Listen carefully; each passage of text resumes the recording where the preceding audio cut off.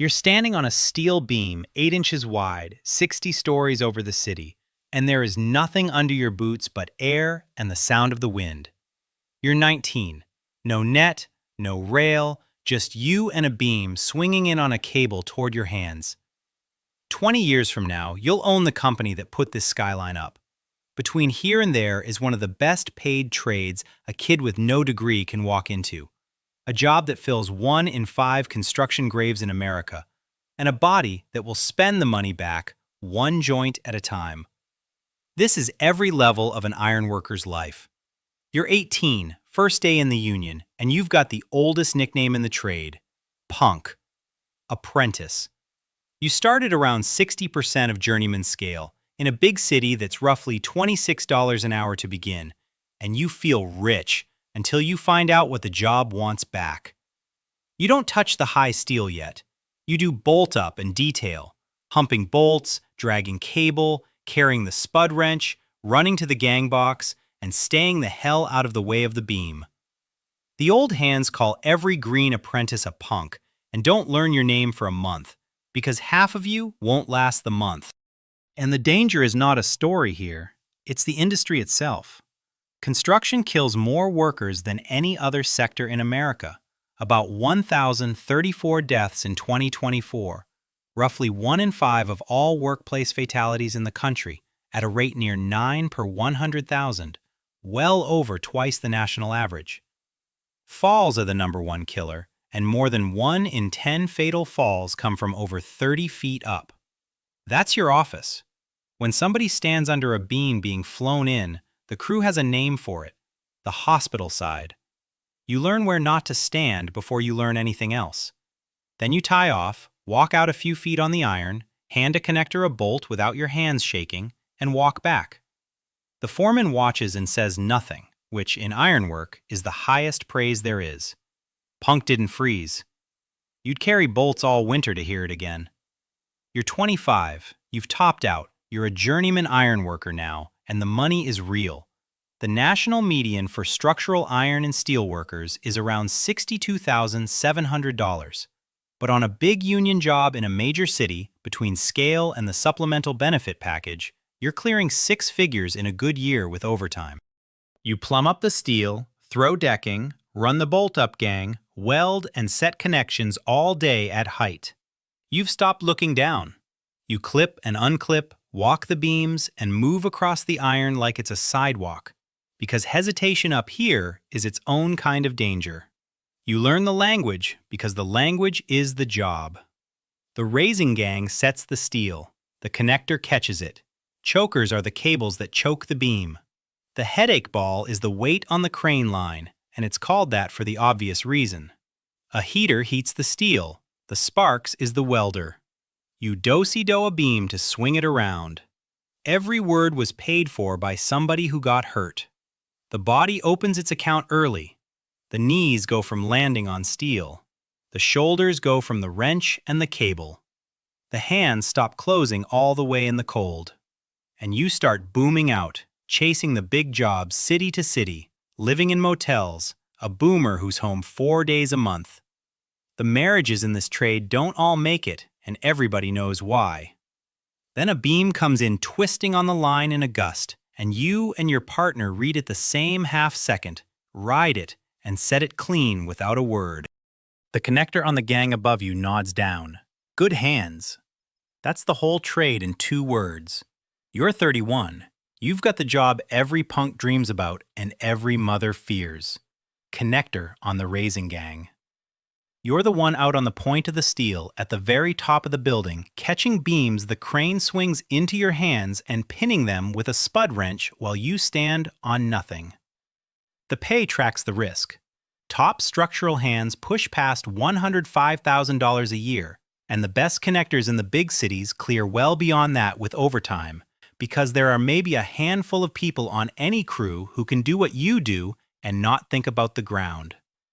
This is the tip of the spear, and it is exactly as dangerous as it looks. You free climb columns. You walk beams with no rail because the rail isn't built yet. You're the one building it. One slip, one bad gust, one beam that comes in wrong, and you're the statistic in next year's report.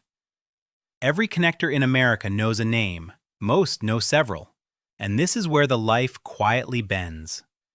The money is a drug, the overtime, the per diem, the being the best on the deck. But you're never home. The drinking after shift is a trade tradition nobody questions, and the marriage is running on the phone. You tell yourself you'll slow down when you make foreman.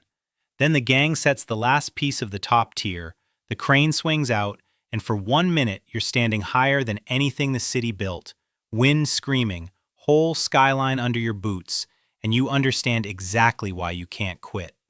The pusher keys the radio. Steel's topped. Nothing else feels like it. You're 40.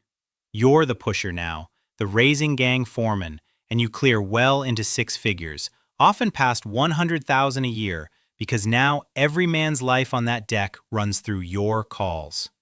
You don't catch the steel anymore. You run the gang that does. You read the crane, the wind, the sequence, the greenhorn connector who reminds you exactly of yourself, and you ride him hard for the same reason they rode you. Soft crews on high steel get people killed.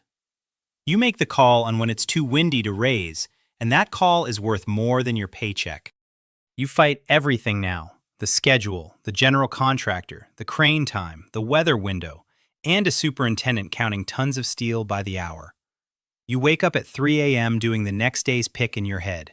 The body is a 20-year ledger, and it's all coming due. Both knees are shot. The shoulders are done. There's a back that seizes and a hand that won't fully close, and a hip that clicks going up the ladder. You've been to the funerals. You carry every one of them into every hold the pick you ever call. Then it reaches for you anyway.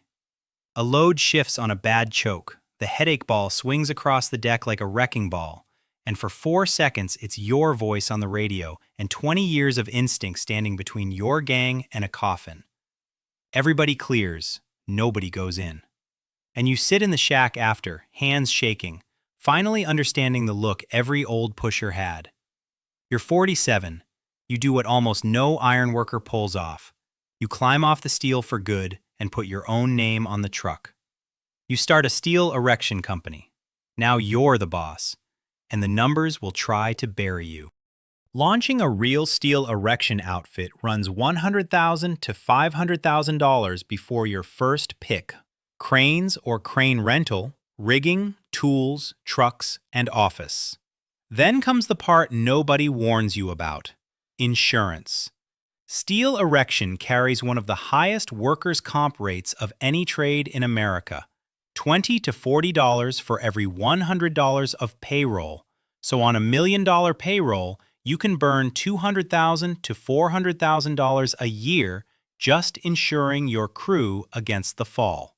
Add bonding, general liability, and one bad claim can move your rate for years. Now every risk is yours. The bid you cut too thin to win the job, the crane you're renting by the hour, the crew that eats whether it rains or not, and the GC who pays you in 90 days if you're lucky. You're the estimator, the safety man, the guy on the phone with the bonding company, and the one driving to the yard at 4 a.m. when the equipment won't start. You build it for years.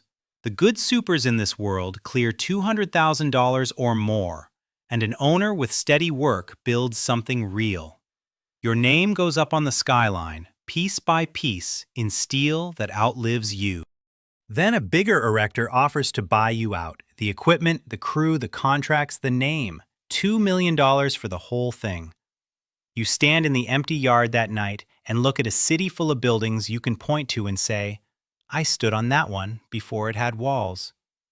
Then you take the deal. Your name stays on the trucks a while. Then one spring, they repaint them. You're 58.